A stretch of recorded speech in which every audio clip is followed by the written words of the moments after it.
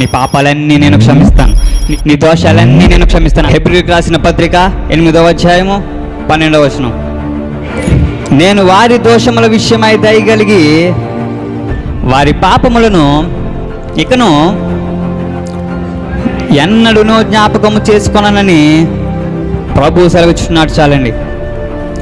ఈ మాటలో మనం చూసుకున్నట్లయితే మనం చేసిన పాపాలకి, మనం చేసిన తప్పులకి, ఇప్పటి వరకు ఏదైతే బుద్ధి మాలిన పనులు, పనికి మాలిన పనులు, దేవునికి నచ్చిన వాటి పనులు, వాక్య విరోధమైన పాపాలన్నీ చేస్తూ ఉన్నామో ఆ పాపాలన్నిటినీ కూడా ఉచితంగా క్షమిస్తానంటున్నాడు. లేదు, నీ పాపాలన్నీ నేను క్షమిస్తాను, నీ దోషాలన్నీ నేను క్షమిస్తాను, అవేవి కూడా నేను గుర్తుపెట్టుకుని అవన్నీ నేను మర్చిపోతాను, నేను నా రాజ్యంలో చేర్చుకుంటానని దేవుని వాక్యం సెలవిస్తుంది. దేవుడు ఈనాడు మనతో మాట్లాడుతున్నాడండి.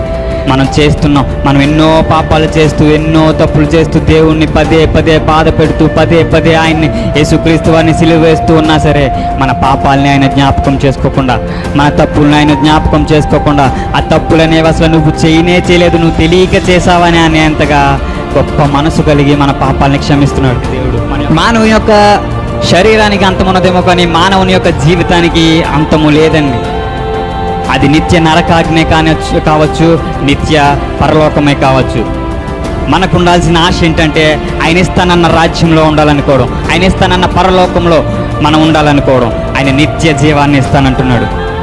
ఒకవేళ నువ్వు నన్ను విడిచిపెట్టి, నన్ను మరిచిపోయి, నా నిబంధనలను గుర్తుపెట్టుకోక, నేను ఇచ్చిన ఆజ్ఞలను మరిచిపోయి నువ్వు పాపం చేసినట్లయితే నువ్వు నరకానికి వెళ్ళిపోతావు. కానీ నేను నీకు నిత్య జీవాన్ని ఇస్తాను. నిన్ను క్షమించి, నీ పాపాలేమి కూడా నేను పట్టించుకోకుండా, నీకు తెలియక చేసావని నిన్ను క్షమించి, నిన్ను విడిచిపెట్టి నిన్ను నా రాజ్యానికి చేర్చుకుంటాను అనేసి దేవుడు మాట్లాడుతున్నాడండి.